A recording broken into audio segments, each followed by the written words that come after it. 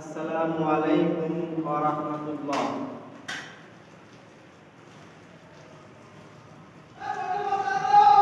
ইন্নাল হামদুলিল্লাহ নাহমাদুহু ওয়া নাস্তাঈনুহু ওয়া নাস্তাগফিরুহু ওয়া নু'মিनु বিহি ওয়া নাতাওয়াক্কালু আলাইহি wa na'udzu billahi min shururi anfusina wa min sayyiati a'malina may yahdihillahu fala mudilla lahu wa may yudlilhu fala hadiya lahu wa ashhadu an la ilaha illallah wahdahu la sharika lahu وأشهد أن محمدا عبده ورسوله أما بعد فإن خير الحديث كتاب الله وخير الهدي هدي محمد صلى الله عليه وسلم وشر الأمور محدثاتها وكل محدثات بدعة وكل بدعة ضلالة وكل ضلالة في النار. قال الله تعالى إن الله وملائكته يصلون على النبي يا أيها الذين آمنوا صلوا عليه وسلموا تسليما. أعوذ بالله من الشيطان الرجيم. بسم الله الرحمن الرحيم. إن الدين عند الله الإسلام فمن زحزح عن النار وأدخل الجنة فقد فاز.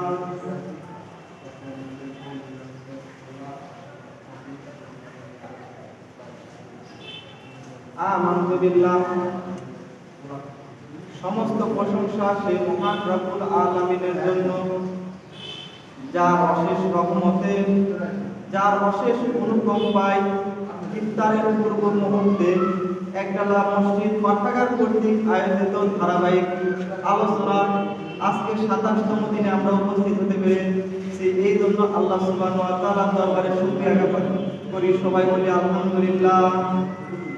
তারপর তার প্রিয় হাবিব সাইয়্যিদুল মুরসালিন রাহমাতুল লিল আলামিন, তিনি সকল জগতের সর্বশ্রেষ্ঠ মহামানব, নবী কুল শিরোমণি বিশ্ববসার নবী আরবি হযরতে মুহাম্মদ রাসূলুল্লাহ সাল্লাল্লাহু আলাইহি সাল্লাম। আজকে আমাকে আলোচনার বিষয় দেওয়া হয়েছে যুবকদের বিচ্যুতির কারণ ও তার প্রতিকার। এই যুবকদের বিচ্যুতির কারণ ও প্রতিকার নিয়ে সংক্ষেপে কিছু আলোচনা করব। ওয়া মা তাওফীকা ইল্লা বিল্লাহ ওয়া তাওয়াক্কালতু ইলাইহি উনীব।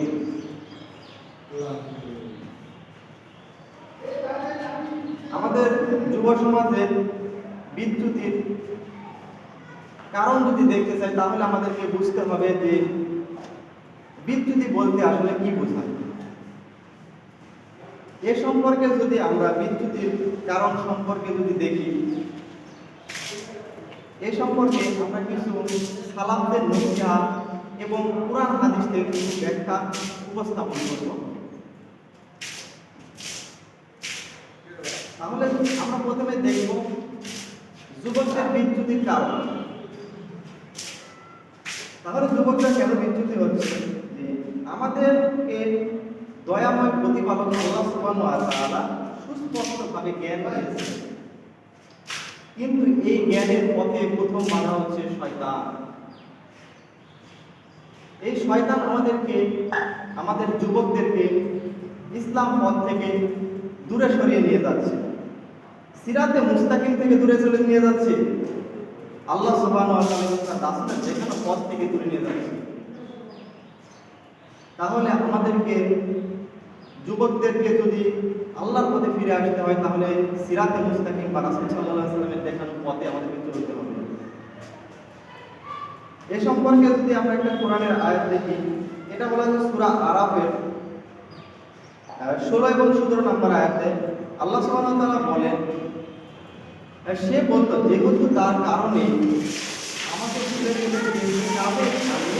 অবশ্যই তোমাদের সরল পথে মানুষের জন্য ফিতনা বা ফাসাদ তৈরি হয়েছে। আর এখানে শয়তান আমাদেরকে ফিতনা ফাসাদ দিয়ে দুনিয়া থেকে এবং আখিরাতের কাজ থেকে আমাদেরকে দূরে রাখে। আমাদের প্রধান শত্রু হচ্ছে শয়তান, যুবকদের প্রধান শত্রু হচ্ছে শয়তান।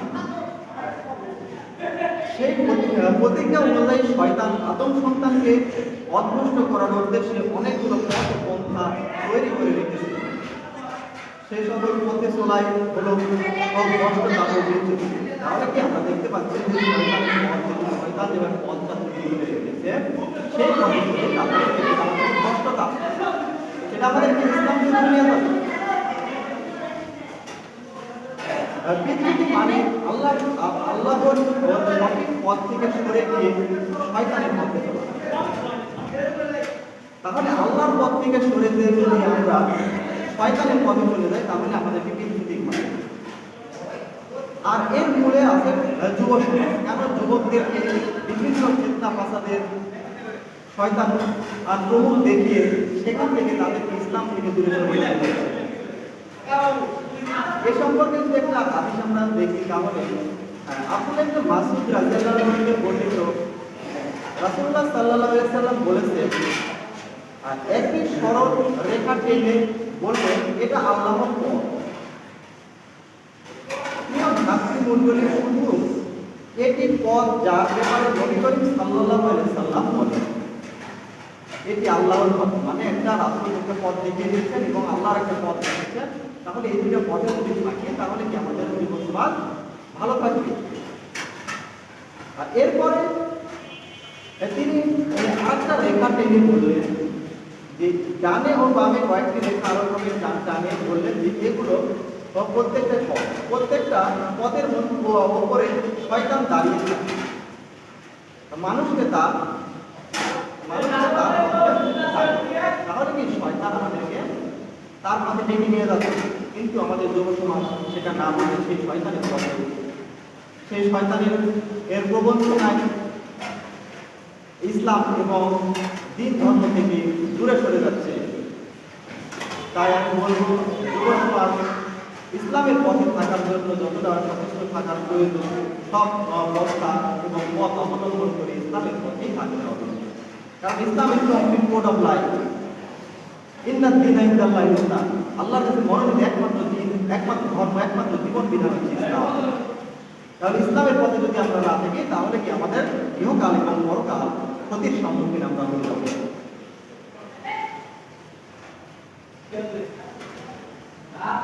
বিচ্যুতি এবং পথভ্রষ্টতা যুবকদের ধরন, আমরা কয়েকটা ধরন নিয়ে আলোচনা করি।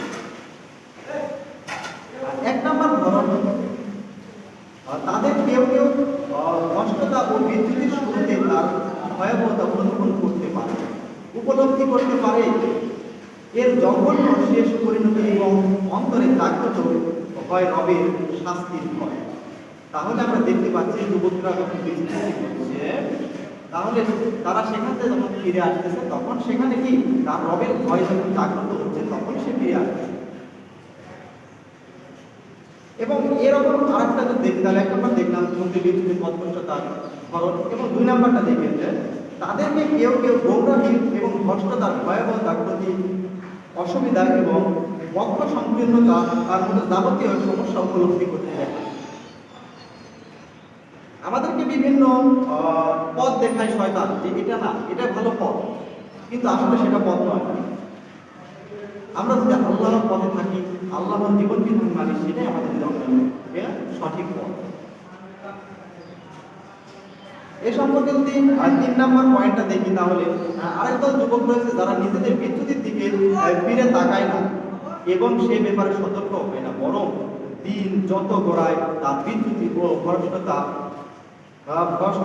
তত বাড়তে থাকে এবং তাতে সাত রাতে থাকে। এই শ্রেণীর যুবকদের ব্যাপারে সমূহ আশঙ্কা থাকে যে এমন ভ্রষ্টতার বিচ্যুতির মাঝে তাদের জীবন প্রদীপ একদিন নিভে যাবে। তাহলে এখান থেকে দেখতেছি যে যুবকরা যখন তারা ফিরে তাকায় তখন তাদের দেখতে পায় যে বিভিন্ন পথ প্রথার মাধ্যমে তারা শয়তানের পথে প্ররোচনায় পড়ে বিভিন্ন পথে চলে গেছে, কিন্তু তারা যখন বুঝতে পারে তারা ফিরে আসে। তাই আমি বলবো যুব সমাজ যখন যুবক বয়স, তাদের রক্তের গরম, রক্তের তাড়নায় তারা বিভিন্ন কাজকর্ম করে বসে এবং সেখান থেকে ফিরে আসলে আসল ঠিকানা তাদের জন্য প্রস্তুত হবে। এখন আমরা যুবকদের ধরন দেখাবো এবং কিছু বিস্তুতি আমরা দেখি এবং যুবকদের বিস্তুতির কারণগুলো আমরা একটু দেখে আলোচনা করি, তারপরে আমরা ধারাবাহিকভাবে প্রতিকার আলোচনা করবো ইনশাআল্লাহ।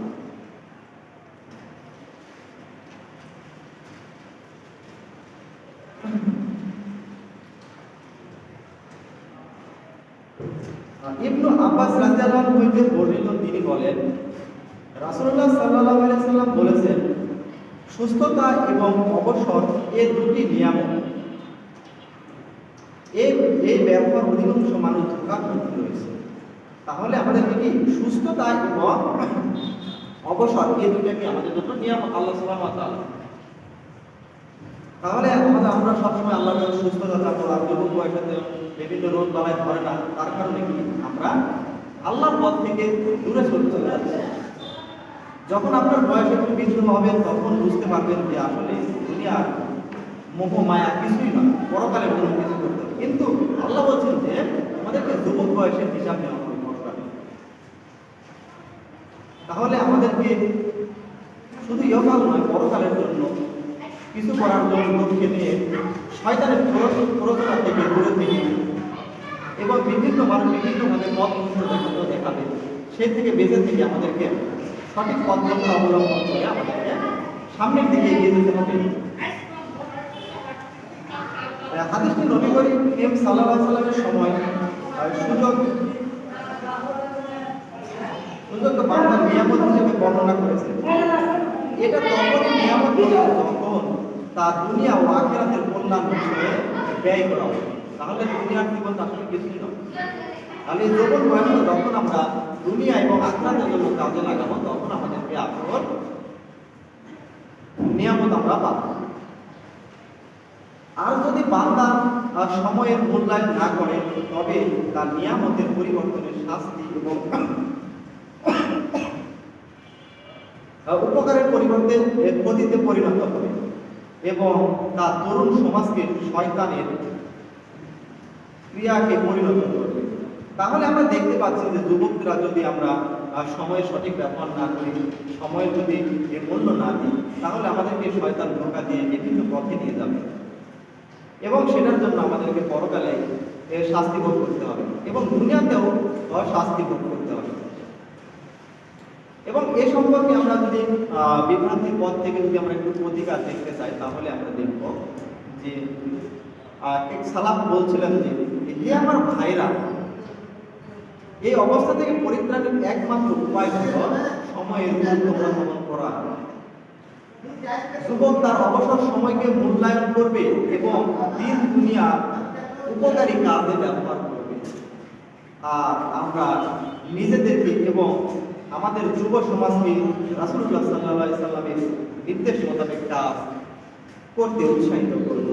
রাসূলুল্লাহ সাল্লাল্লাহু আলাইহি সাল্লাম আরো নসিহত করেছেন যে ইবনে আব্বাস হইতে বর্ণিত, নবী করিম সাল্লাল্লাহু আলাইহি সাল্লাম 5টা নসিহত করেছেন। এই 5টা নসিহত আমাদেরকে বিশেষভাবে মূল্যায়ন রাখতে হবে। নসিহত নাম্বার 1, বার্ধক্যের আগে তোমার যৌবন। তাহলে আমরা দেখতে পাচ্ছি বার্ধক্যের আগে যৌবন মানে আপনার যখন বার্ধক্য আসবে তার আগে আপনার যৌবনটাকে ঠিক রাখতে হবে, যৌবনটা আল্লাহর পথে ব্যয় করতে হবে এবং যৌবনটা ব্যয় করার মাধ্যমে দুনিয়া এবং আখিরাত কল্যাণ অর্জন করা সম্ভব। নাম্বার 2, অসুস্থতার আগে সুস্থতা। অসুস্থতা হলে আমরা তখন আল্লাহ বিল্লাহ করতে থাকি, কিন্তু যখন আমরা সুস্থ থাকি তখন আল্লাহর পরে থাকি না। তখন আমরা বিভিন্ন শয়তানের প্ররোচনায়, বিভিন্ন মাধ্যমে আমরা আল্লাহর পথ থেকে দূরে সরে যাই। কিন্তু আমরা যখন অসুস্থ হই তখন আল্লাহকে স্মরণ করি, তখন আল্লাহকে আমরা ডেকে বলি, আল্লাহ আমাদেরকে একটু সুস্থতা দান করুন। কিন্তু আপনি যদি যখন সুস্থ আছেন তখন আল্লাহর কাছে এই নিয়ামতটা প্রার্থনা করেন। নাম্বার 3, দরিদ্রতার আগে ধন সম্পদ। তাহলে দরিদ্রতার আগে ধন সম্পদ, আগে আমাদেরকে ইনকাম করতে হবে, বা আমাদেরকে আল্লাহ সুবহানাহু ওয়া তাআলা বলেছেন সালাত আদায় করো, তারপরে কি তোমরা জমিনে ছড়িয়ে পড়ো। আমাদেরকে বসে থাকতে হবে না, আমাদেরকে আল্লাহর ইবাদত করতে হবে, আমাদের রিজিকের জন্য রিজিক তালাশ করতে হবে, রিজিক আল্লাহ দিবেন। তাই বলছেন যে দরিদ্রতার আগে সম্পদ। তাহলে যদি আমরা দরিদ্রতা আগে তখন আল্লাহর কাছে আমরা চাই, আল্লাহ আমাকে এত টাকা দাও, আল্লাহ আমাকে এত টাকা দাও, সেটা তো চেয়ে লাভ নাই। আপনি যখন সুস্থ ছিলেন তখন আল্লাহর কাছে সম্পদ নিয়ে এবং যদি ভালোভাবে পরিচালনা করতেন তাহলে অবশ্যই আল্লাহ সুবহানাহু ওয়া তাআলা আপনাকে সেটা বাড়িয়ে দিতে হবে, দারিদ্রতা আসতো না। এবার আমরা 4 নম্বর বিষয়টা দেখব যে ব্যস্ত হওয়ার আগে তোমার অবসর সময়। আমরা যৌবন বয়সে বিভিন্ন ব্যস্ততার মাঝে দিন কাটাই। আমরা বলি যে এই কাজ নিয়ে আমি ব্যস্ত, এই কাজ নিয়ে আমি ব্যস্ত, কিন্তু আপনার যখন অবসর আসে, আপনার যখন বার্ধক্য চলে আসে, তখন আপনি বসে থেকে সময় কাটান, তখন আল্লাহর জিকির আছে। এর আগে যৌবন বয়সটা আপনার তাড়নায় কেটে যায়। এবং 5 নম্বর দেখব মৃত্যুর আগে তোমার জীবন। তাহলে কি মৃত্যুর আগে জীবন বলতে কি বোঝাচ্ছে? যে মৃত্যুর আগে আমাদেরকে প্রস্তুতি নিতে হবে। মৃত্যুর আগে ঈমান এবং আমল নিয়ে আমাদেরকে পূর্ণ মুমিন হয়ে আমাদেরকে মৃত্যুবরণ করতে হবে। তাহলে সে বুঝতে পারতেছে যে আমাদেরকে অবশ্যই মৃত্যুর আগে প্রস্তুতি নিতে হবে এবং পূর্ণ ঈমান নিয়ে মৃত্যুবরণ করতে হবে। সেজন্য যৌবন বয়সের গুরুত্ব অনেক বেশি। তাহলে যৌবন বয়সের ইবাদতটাই আল্লাহর কাছে বেশি গ্রহণযোগ্য হবে এবং সেটার উপরে আপনার বিচার করা হবে। তাই আমাকে যে বিষয়ে দেওয়া হয়েছিল এই বিষয়ে আরেকটু আলোকপাত করি যে যুবকদের বিচ্যুতির কারণ। যুব সমাজ আজ বিভিন্ন গান বাজনা নিয়ে ব্যস্ত। যুব সমাজ আজ বিভিন্ন ভাইরালের পিছনে ব্যস্ত। কারণ আজ আমরা দেখি যে বিভিন্ন ফেসবুক বা সোশ্যাল মিডিয়াতে একটা সামান্য একটা কোনো বিষয় ঘটবে, যুব সমাজ সেটা নিয়ে ব্যস্ত, সেটাকে ভাইরাল করতেছে, সেটাকে পিছে ছুটতেছে। আসলে যে তার উদ্দেশ্য সেটা নয়। আল্লাহ সুবহানাহু ওয়া তাআলা বলছেন সূরা মুলকের 2 নম্বর আয়াতে, আল্লাযী খালাকাল মাউতা ওয়াল হায়াতা লিয়াবলুয়াকুম আইয়ুকুম আহসানু আমালা। আমি তোমাদেরকে সৃষ্টি করেছি পরীক্ষার জন্য, যে তোমাদের মধ্যে কাজ কর্মে কে উত্তম।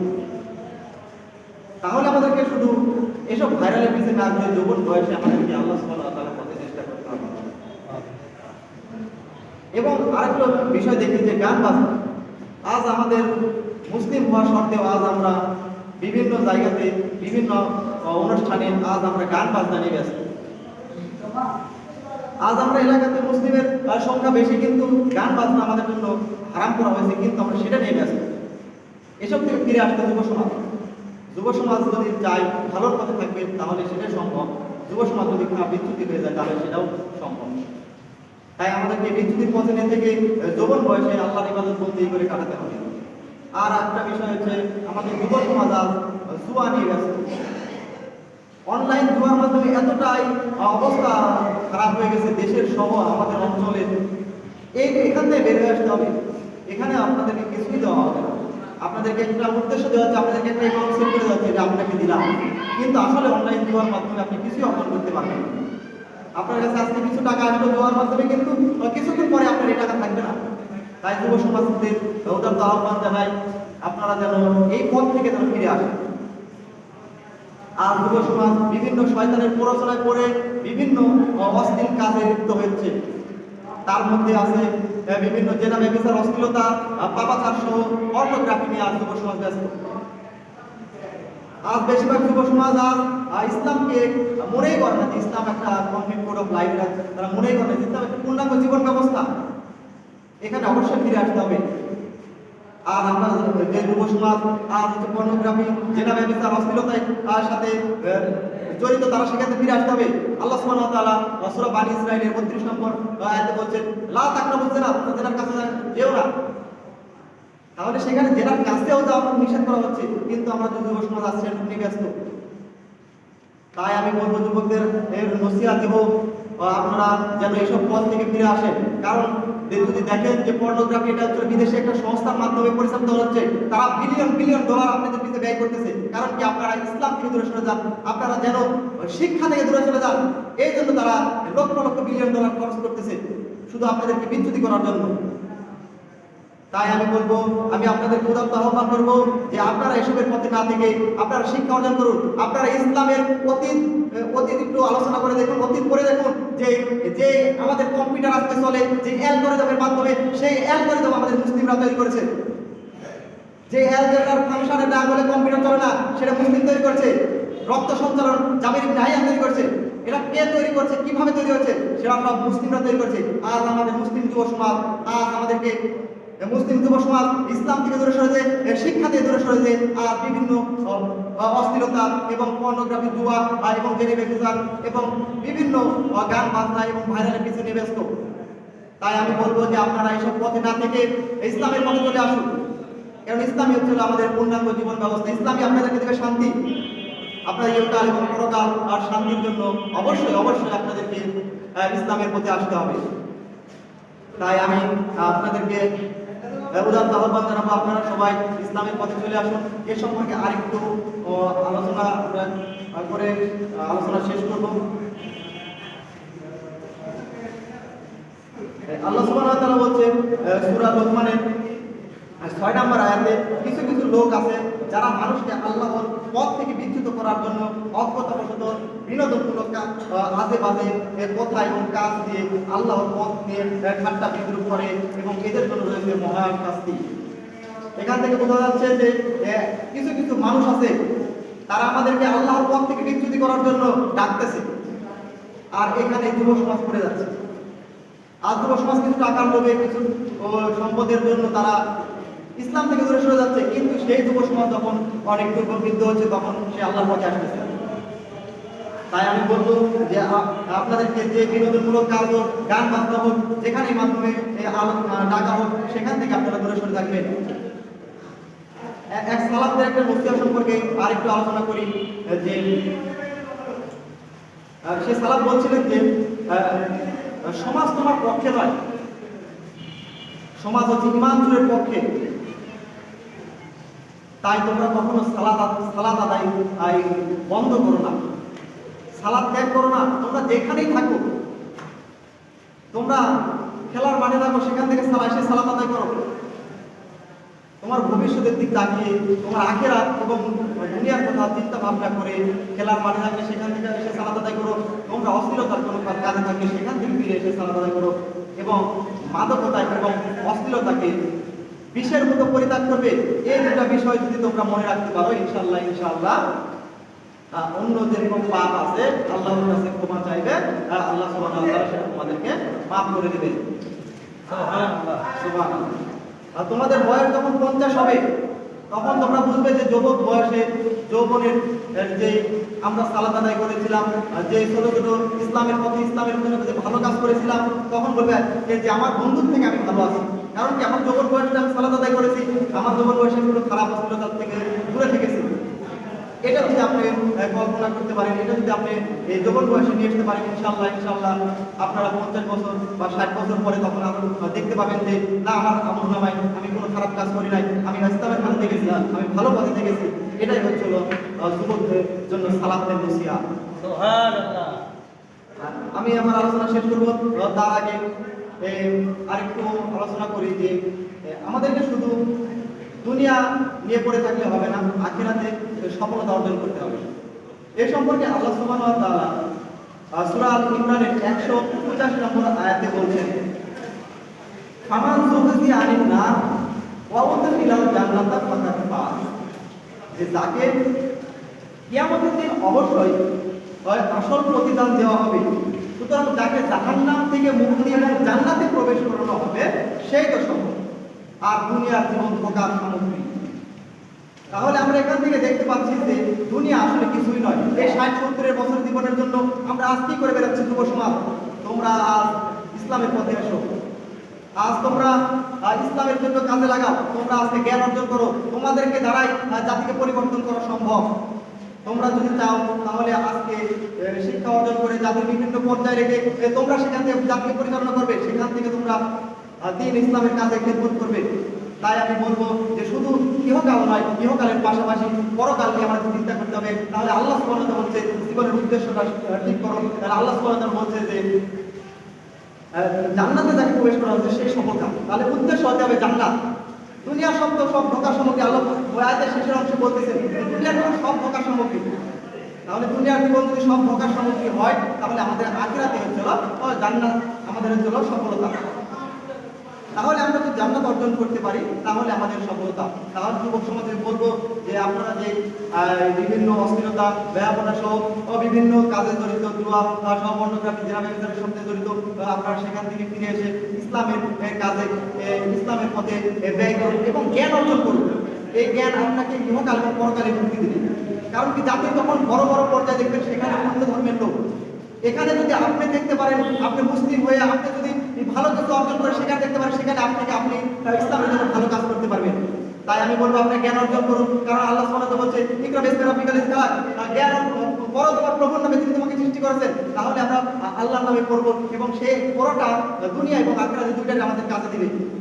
তাই আমি যুব সমাজের প্রতি বিশেষভাবে আলোচনা করবো তোমরা বিভিন্ন অশ্লীলতা, ব্যয়াবনা এবং জেনা ব্যভিচারের পেছনে না ছুটে ইসলামের পথে এসে জ্ঞান অর্জন করে তোমাদের ইহকাল এবং পরকাল ভালো কিছু করার আল্লাহ সুবহানাহু ওয়া তাআলা তোমাদের তৌফিক দান করুক এবং আমাদের ইহকাল এবং পরকালে ভালো কিছু করার তৌফিক আল্লাহ সুবহানাহু ওয়া তাআলা প্রদান করুন।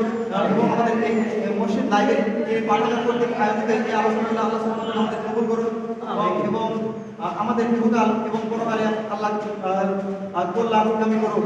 সুবহানাকা বিহামদিকা আশহাদু আল্লা ইলাহা ইল্লা আনতা আস্তাগফিরুকা ওয়া আতুবু ইলাইক। আসসালামু আলাইকুম ওয়া রাহমাতুল্লাহি ওয়া বারাকাতুহু।